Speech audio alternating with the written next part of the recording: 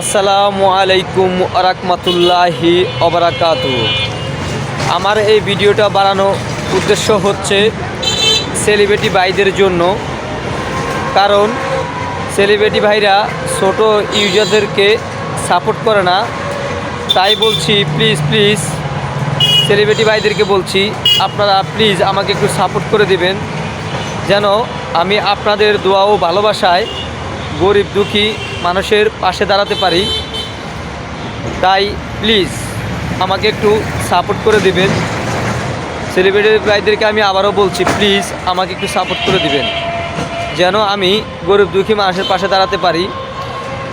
আসলে আমার কাজের পাশাপাশি আমি এই কন্টেন্টটা করতেছি, সময় পাই না, তাও আমি একটু অনলাইনে আসি।